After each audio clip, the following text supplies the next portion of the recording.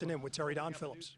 6 weeks, 7 weeks with the team, and really proud of our football team. Really proud of the character that our team displayed.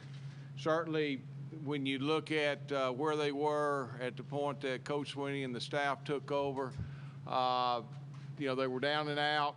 A lot of people had written them off, and through Coach Swinney's leadership, with him and the assistant coaches. Can't say enough good things about the assistant coaches, but they rallied, fought back, gave great effort, and turned the season around to where I think as history goes along, I think as Coach Swinney told the team in there, and I just want to copy off his words, that this team is going to be remembered in history. Because it was a team that was written off, and our kids gave great effort, and you can't say enough how proud you are. I can't say enough how proud I am of Coach Swinney. He's a man of character. Again, I've had the chance to observe him for 6 years. Certainly, I've had a chance to observe him in probably one of the more difficult situations that you can place a coach in. And he did a wonderful job in organization. He did a wonderful job with communication. The things that he did to build the spirit and affinity back with our fans, with Tiger Walk, having the students involved in practice, gathering at the Paul, those things that mean a great deal to a great university. He understands how wonderful a tradition Clemson University has, and what an asset it is. And so those things were intuitive instincts, and we're very appreciative. So having said that, I'm going to turn it over to our new head football coach, one that we're very proud of his staff and players, and so Coach Swinney, cheers. Before we do that,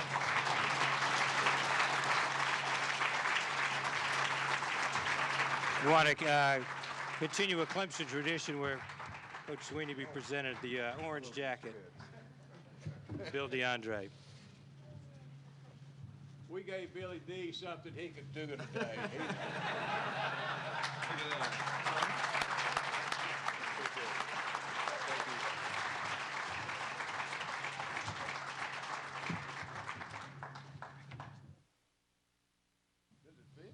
It fits. If it fits, I must sit. Oh, me.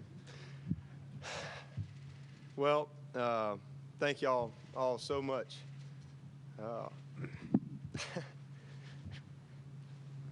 Dang.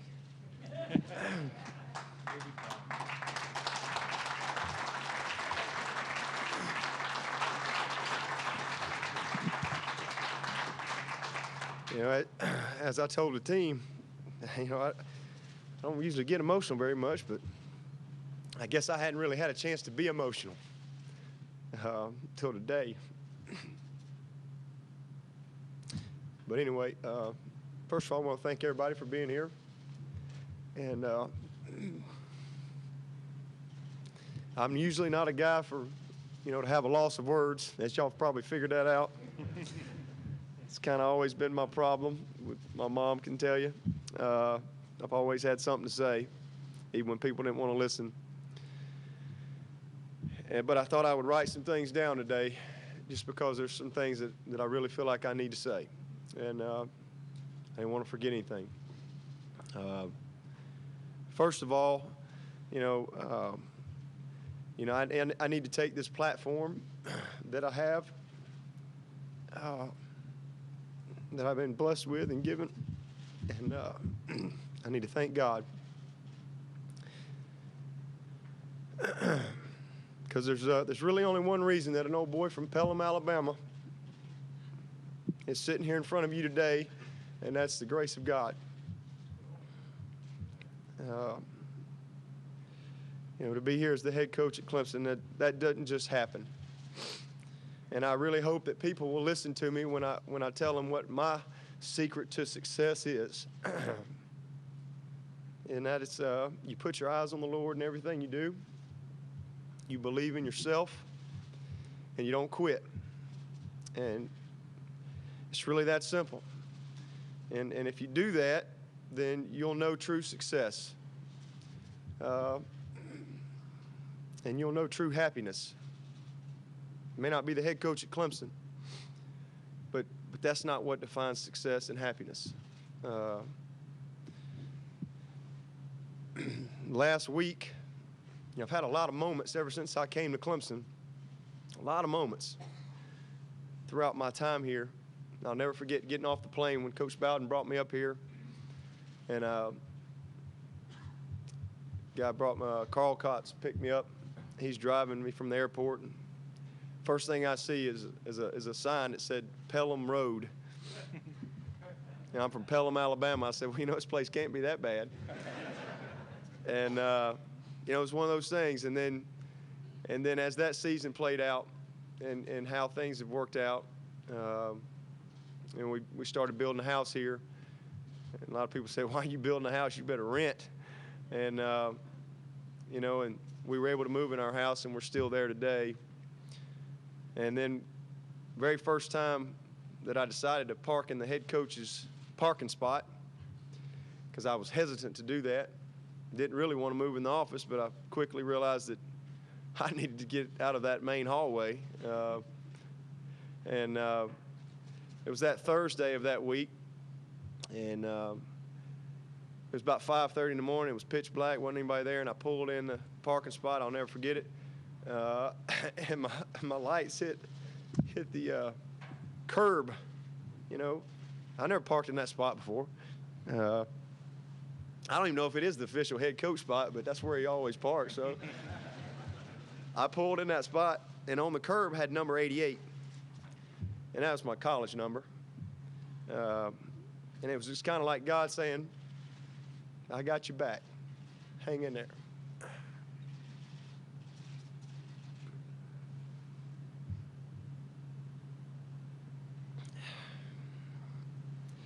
And then last week,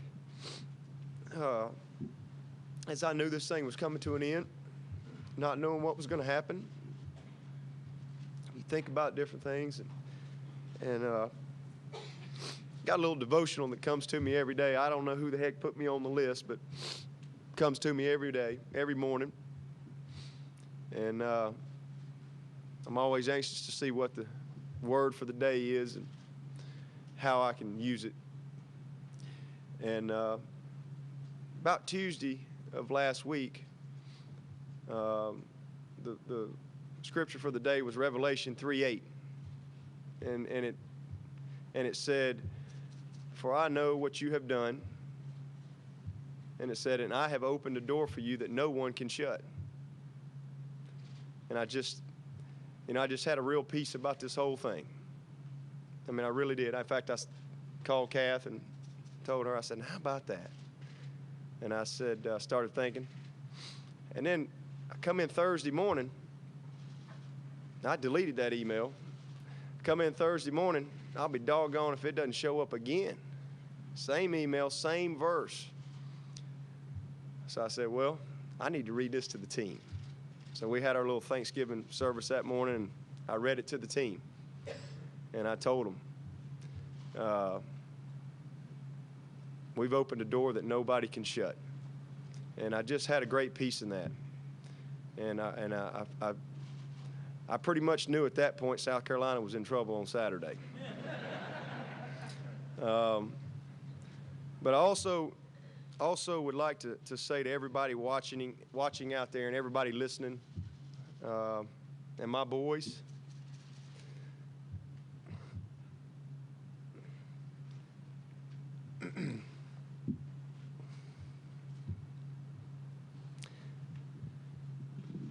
I'd like to tell everybody to dream big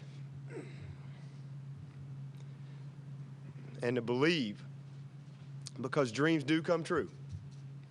And today, I'm very humbled that one of my dreams has come true. It's a great honor and a privilege to be named the head coach at Clemson. And today I share this dream and success with all those who have helped me along the way. I have so many people to thank. So many people to thank. But first of all, let me thank President Barker and the Board of Trustees and Dr. Phillips for their trust in giving me this opportunity. I thank y'all very much. Especially Dr. Phillips. I know he's been well-traveled. He's met with a lot of people. He's made it very clear to me that he had a lot of choices.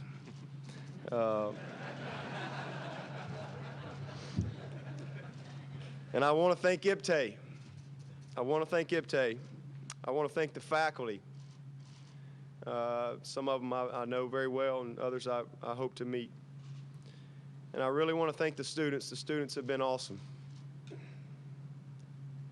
The former players at Clemson have been unbelievable.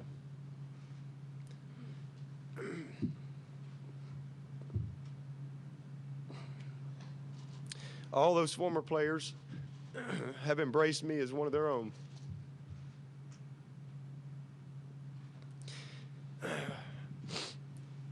And most of all, I want to thank the current staff and the current players.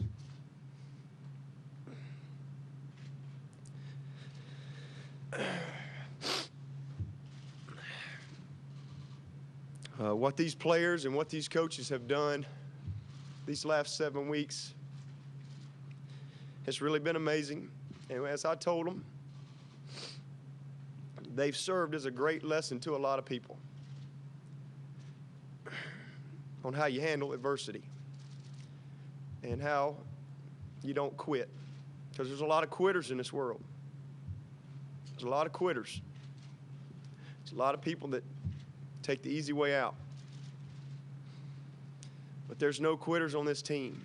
There's no quitters on this coaching staff.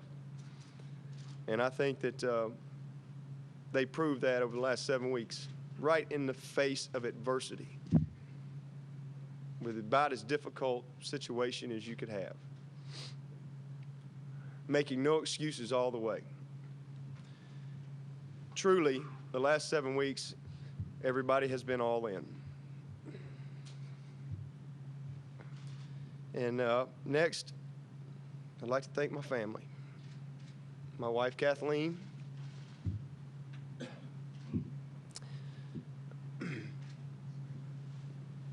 Will, Drew, and Clay.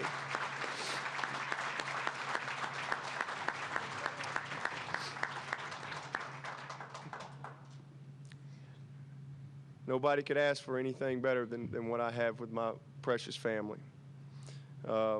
Kath and I have been together a long time. She didn't know what she was getting herself into when I sent her that "will you go with me" in the 6th grade, check yes or no box. And she checked yes. She had no idea what kind of ride she was getting in for, but I'm so thankful for you, Kathleen. I love you, and she's my rock. Those of you who know her, you know what I mean. Those of you who don't, you'll be blessed when you do. And my boys, I love you, 3 boys, proud of you, and just can't wait to watch you young men grow and mature. Not sure what's happened with Clay there, but we'll work on him. But I'm so thankful for my family, and I tell you, there's no greater joy than being able to share your life and your successes with those that you love. I want to thank my mom.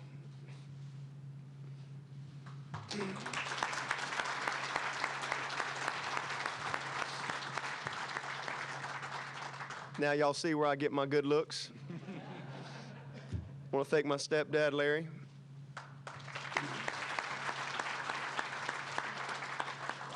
I want to thank my dad, who's not with us, but he's at home watching.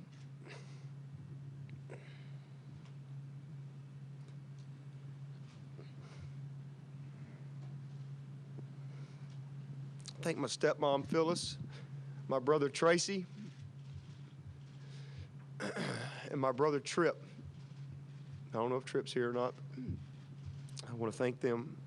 Love them very much. Thank all my in-laws, my mother and father-in-law. I actually really like them. Jeff Bassett and Betty Bassett. I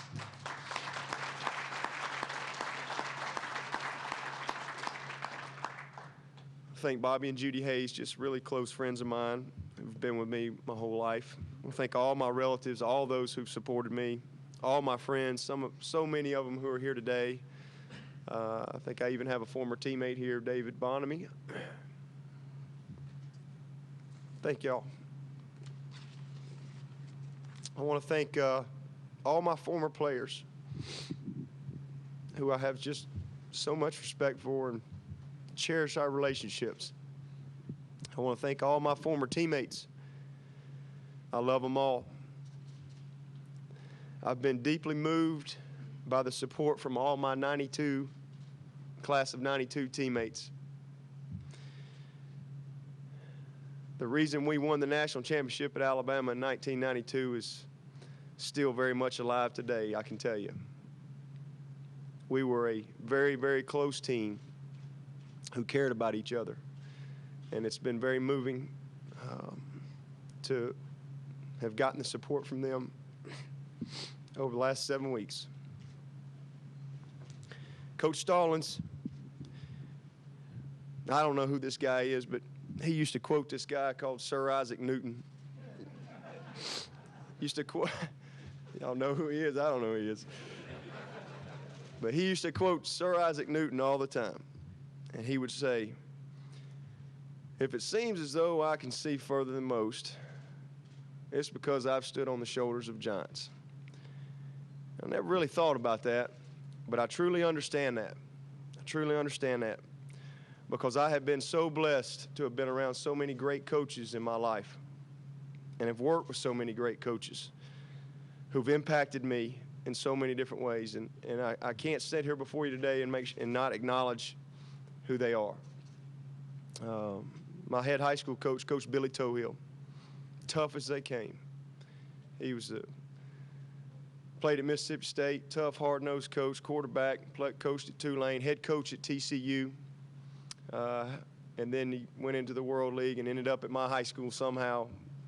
And I was a pallbearer at his funeral several years ago, but was a great mentor for me. Coach Jim Phillips, who's been very close to me my entire life, still very supportive to this day. Coach Jim Vakakis, Coach Paul Kellogg, and Coach Kevin Crook. Those were great men in my life that helped keep me on the right path. I want to thank Coach Bill Curry for giving me the opportunity to crawl onto the football team. I want to thank Coach Gene Stallings, Coach Mike DeBose, and Coach Tommy Bowden. All of them have had impacts on my life. So many assistant coaches, Mal Moore, Homer Smith, Woody McCorvey, Bruce Arians, Neil Calloway, Charlie Stubbs, Mike O'Kane, Brad Scott, Rob Spence, Bill Oliver, Rich Wingo. So many coaches who have influenced me in a lot of ways, who I have a ton of respect for and have learned from along the way. I want to make sure I acknowledge them.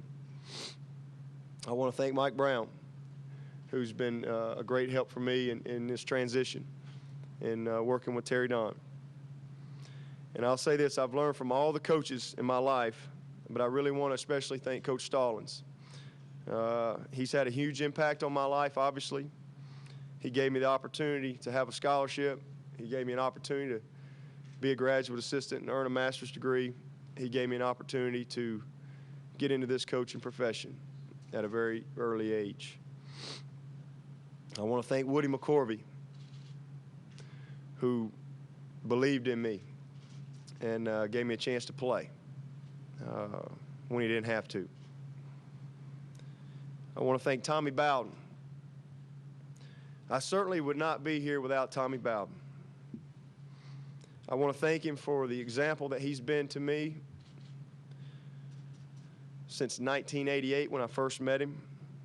I want to thank him for the wisdom that he has given me.